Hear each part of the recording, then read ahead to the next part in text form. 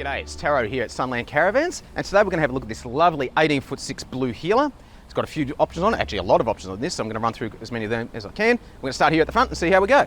Right, first of all, DO35 hitch. Obviously this is an off-road caravan, so we do fit the DO35 on all these models.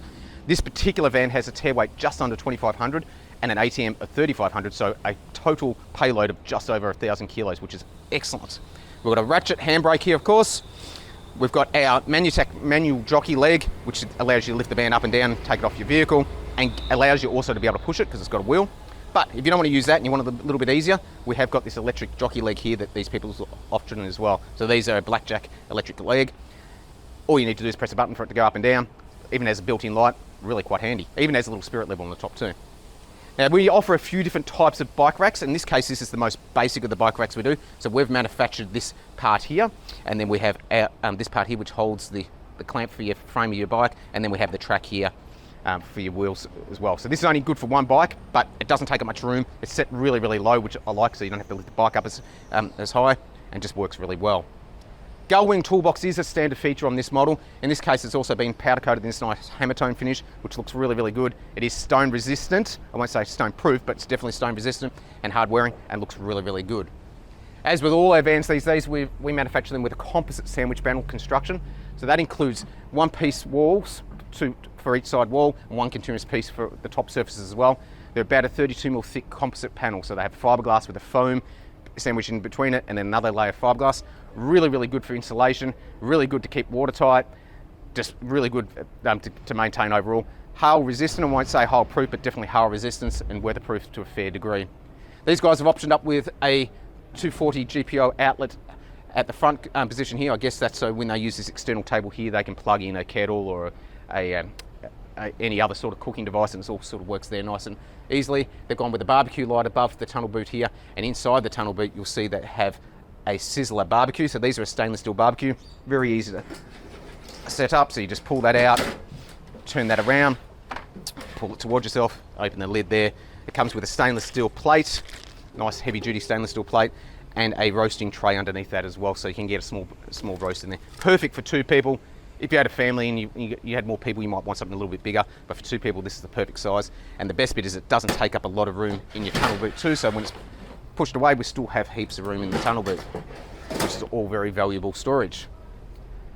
As we move down the side of the van, we'll have a look at a few different features here. So being an 18'6" blue Heeler, we have to go with the double windows. They are smaller than the 19'6" and the 20'6" models, but that's why you see these two double windows here on a blue Heeler, where normally that would be reserved for a Phoenix.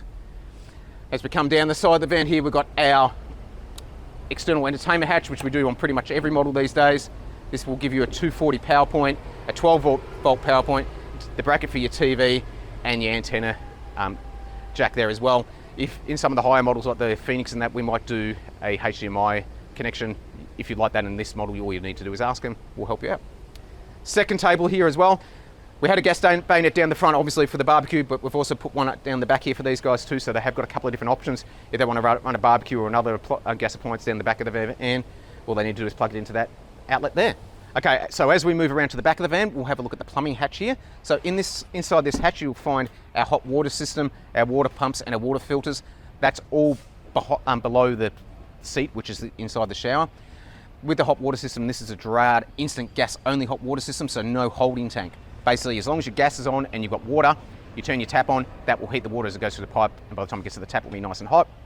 You do get a little bit of lost cold water in that initial bit, so we fit a red water valve there, which pumps that cold water back into the system so you don't lose any cold water. These are an excellent system. I love the fact that they don't have a holding tank and they're not constantly boiling over and wasting water, and they work really, really well.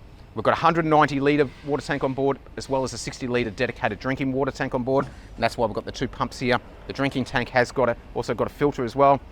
Both the 190 litre and the 60 litre tank are fitted right between the suspension, which is fantastic.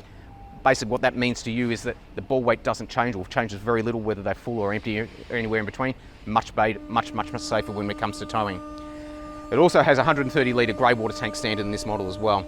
You'll see this rear bumper is also powder coated in that lovely hammer tone finish like that toolbox on the front. These are a pole carrier and a bumper all built in one. We've got LED lights, we've got our number plate bracket there.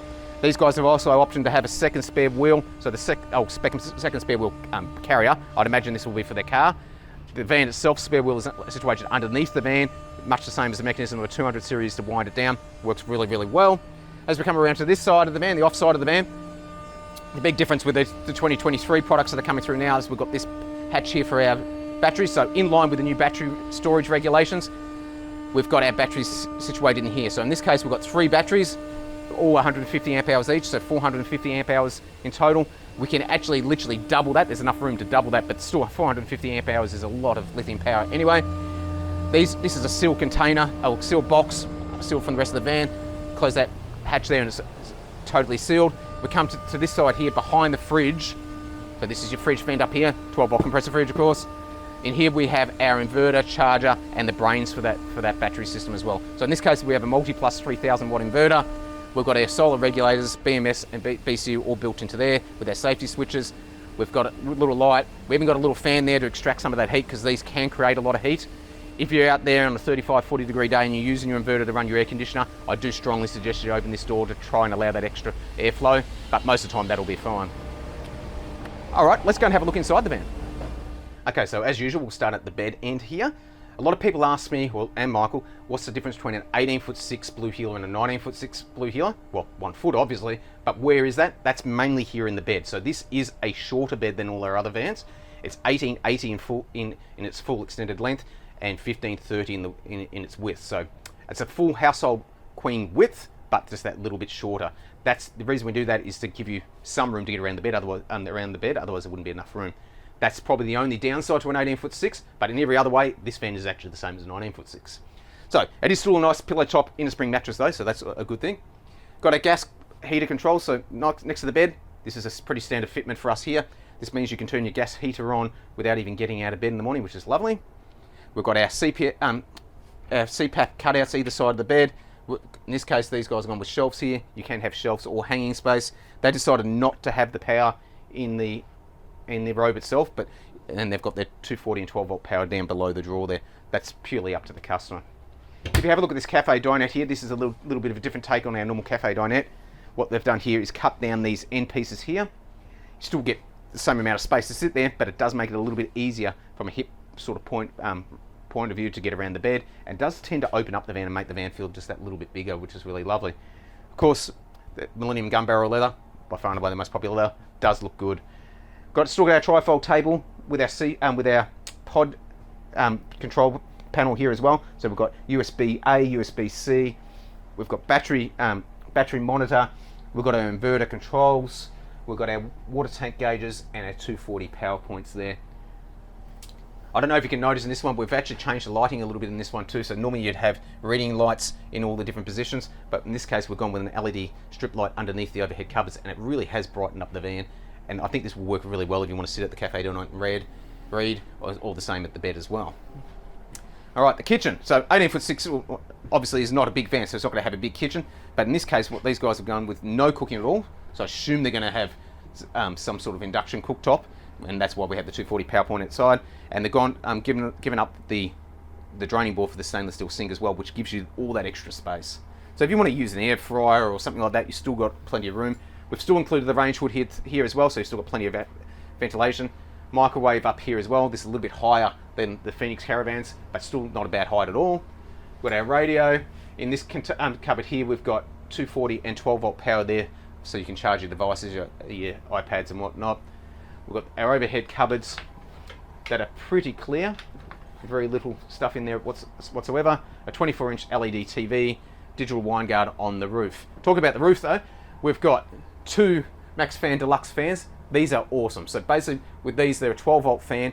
They use very, very little power. So when you're free camping, I suggest on a hot day, you have one with pushing the air in, the other one extracting the air, and you get a nice airflow through the van without even using the aircon. But luckily enough, we have got the aircon on now because it's a very hot day. So this is an Ibis 4 air conditioner working really, really well. This fan feels really, really nice. Above Michael's head, or above the camera right now, you can't see it, but there's also a Dometic dust pressure system as well, which has become a very, very popular option for people. 190 litre 12 volt compressor fridge. There is an option to upgrade this to the next size one, but basically this freezer is going to be the same size anyway. You just get an additional shelf if you go to the 220 litre one. I think the 190 litre is normally enough for most couples. And then of course we've got our ensuite. So if I step in here, and we'll try and get some footage in here. Being an 18'6" van, it's nowhere near as big in here as it is in the 20'6" van, but still big enough around the loo that you don't hit your shoulders on the walls. Nice fiberglass sink. Underneath this here we have our 2.6 kilo top load washing machine. This door does open up as well to give you access to that washing machine and all the controls. We do give you the option of having a front loader washing machine, but the top loaders are by far and away more popular.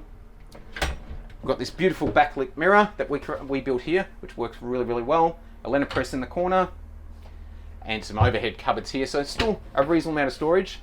You don't get the drawers in this one like you do in the 20'6". That's because of this curved front, and we've had to utilise that space behind there for the batteries. So that's the one downside of the size of the smaller van, but we're still giving you as much storage as physically possible as well. The shower is a big fiberglass shower with a built-in seat. Of course, the floor of that shower does slope towards the grate there as well, so even the van's not perfectly level, you'll find that the shower will still drain, which is always a good thing.